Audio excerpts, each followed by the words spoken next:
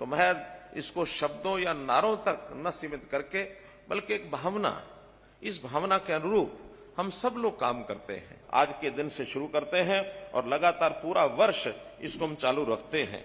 और इसी प्रकार जैसा आज का ये दिन है, तो आज कुछ नई योजनाओं का ये उद्घाटन और शिलान्यास इसका कार्यक्रम रखा है।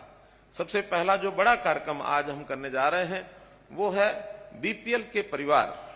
इनको अभी तक जिन लोगों को पीला कार्ड यानी बीपीएल के कार्ड पर राशन नहीं मिलता था, ऐसे बहुत लोगों की शिकायत होती थी कि ऐसे लोग जिनका राशन कार्ड बनना चाहिए उनका बना नहीं है, और जिनका नहीं बनना चाहिए वो राशन कार्ड उनके बने हुए हैं।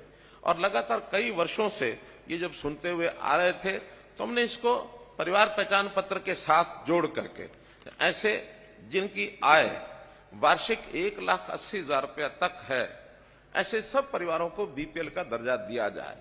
2 जिलों में कुरुक्षेत्र और सिरसा इसका उपयोग पहले कर चुके हैं। सफल प्रयोग के बाद अब आज से यानी 1 जनवरी से इस बार ऐसे सब परिवार जिनका 1,80,000 रुपए तक की आय है, सभी को बीपीएल परिवार के अंतर्गत उस दायरे में लाया जा रहा है। और इससे करने से हमारे जो नए राशन कार्ड हैं 12,46,507, ये प्रदेश भर में नए राशन कार्ड बनेंगे। हाँ, ये बात भी ठीक है कि पिछले लगभग 11-12 वर्ष में जब से आईसीसीसी डाटा बना और आज 2022 11 वर्ष हो गए हैं, बहुत परिवार इस दायरे से ऊपर भी निकले हैं।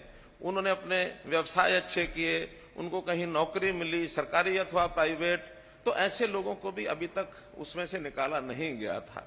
अब चूंकि स्वाभाविक है नए सिरे से हम उसका दायरा तय कर रहे हैं, तो कुछ कार्ड उसमें से कटेंगे भी। सही कटने का अर्थ ये नहीं है कि उनके साथ कोई अन्याय हुआ है, बल्कि सही मायने में देखा जाए तो ऐसे लोगों को संतोष व्यक्त करना चाहिए कि हम अपनी आय के उस दायरे से ऊपर निकल गए हैं कि जो गरीबी रेखा से ऊपर हो गया है। तो उनके लिए संतोष की, खुशी की बात होनी चाहिए। लेकिन यदि उनका विचार ऐसा होता है कि हमें उस बीपीएल के दायरे में से बाहर निकाला गया है, हमारा कोई राशन छूट गया है, तो इसको विचार करने का तरीका दूसरा है।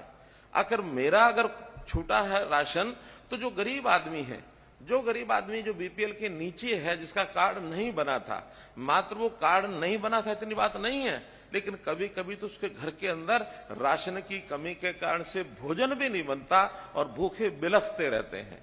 तो मैंने अगर कोई राशन का अपना कार्ड छोड़ा है, तो ऐसा वो बिलखता परिवार, ऐसा वो भूख से जो तड़पता परिवार है, उसके घर में राशन पहुंचेगा, ये पुण्य मुझे प्राप्त होगा, मैंने अपना राशन कार्ड छोड़ा है। तो निश्चित रूप से मैं आज उन सब लोगों को अपील करता हूं कि इसको इस ढंग से लें, पर उठाएंगे, अर्थात उनकी आय बढ़ेगी, उनको जीवन जीने में सुविधा होगी, स्वाभिमान से वो जीवन जी सकेंगे। तो इस प्रकार का संकल्प ये हमको देना चाहिए। इसी प्रकार कुछ और जो योजनाएं हैं जिनका आज शुभारंभ होने वाला है, उसके अंदर डिजिटल हस्ताक्षर वाली जमाबंदी की फर्द, अर्थात जो नकल हम पटवारियों के चक्कर काटते हैं, वो पटवारियों के चक्कर अब किसी लैंड ओनर को नहीं काटने होंगे। वो ऑनलाइन घर बैठे या किसी भी अपने सेंटर से और उसकी फर्द को वो ले सकता है। तीसरा एक योजना और आज शुरू कर रहे हैं कि जो विद्यार्थी कॉलेज में पढ़ते हैं, यूनिवर्सिटी में पढ़ते हैं, वो ऑनलाइन अप्लाई करेंगे तो उनको अपनी मार्कशीट के साथ, फाइनल ईयर की डिग्री लेने के साथ, उनको पासपोर्ट फ्री ऑफ कॉस्ट मुफ्त में मिलेगा। कोई भी विद्यार्थी ग्रेजुएट होने के बाद अपना पासपोर्ट साथ लेकर के जाएगा, ताकि उसको विदेश जाने की यदि कोई इच्छा बनती है, कोई कार्यक्रम उसका बनता है, तो कम से कम ये सुविधा उसको तुरंत मिलनी चाहिए। ऐसा भी इस विषय में हम लोग आगे बढ़ करके काम कर रहे हैं। एक योजना में हमारा HSVP हरियाणा शहरी विकास प्राधिकरण, उन्होंने सिटीजन फैसिलिटेशन सेंटर ये आज शुरू किया जाएगा।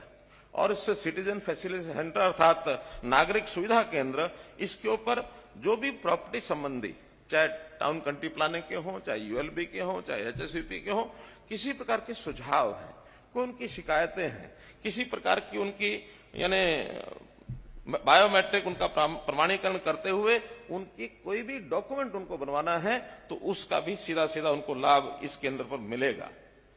हमने जितने भी इंजीनियरिंग के काम हैं, किसी भी विभाग के हों, चाहे वो PWD के हों, चाहे अथवा और विभागों के जो निर्माण के कार्य विकास के, ठेकेदारों के लिए काम करने के लिए ई टेंडरिंग का इंजीनियरिंग वर्क्स पोर्टल बनाया है। लेकिन इस इंजीनियरिंग वर्क्स पोर्टल में भी अगर लोग जागरूक हों तो विकास के कामों में जो उनको न्यूनता ध्यान में आती है उसकी शिकायत करने के लिए कॉलोनी, अनधिकृत कॉलोनी इनकी पहचान की गई थी। कुछ उसके अंदर उसका जो सर्वे करने के बाद और उसमें RWA रेजिडेंट वेलफेयर एसोसिएशन भी एक टेम्परेरी हमने बनवाई है ताकि कोई ना कोई उसकी जिम्मेवारी ले जो काम वहां करवाने के हैं। तो ऐसी जो प्रक्रिया है वो अभी चल रही थी गुरुग्राम, फरीदाबाद और पंचकुला। आज से जो 1 जनवरी से लागू हो जाएगी, एक और सोनीपत जिले में भी कमिश्नरी इसको बनाने की भी घोषणा की जाती है क्योंकि बहुत विकास हो रहा है। पुलिस का एनफोर्समेंट विंग ये अलग से बनाया जा रहा है, अलग से इसके थाने होंगे, अलग से इनकी जो पुलिस का बल होगा वो अलग से होगा। हालांकि उसी पुलिस बल में ही आना जाना और ट्रांसपी साहब एक घोषणा इनकी और रह गई है, वो है कि IRB और जिला पुलिस में जो रिक्त पद हैं 2500 रिक्त पद, इनकी भर्ती का भी इस अगले महीने से ही प्रक्रिया शुरू करके 2500 नए पद ये भर्ती किए जाएंगे। इसी प्रकार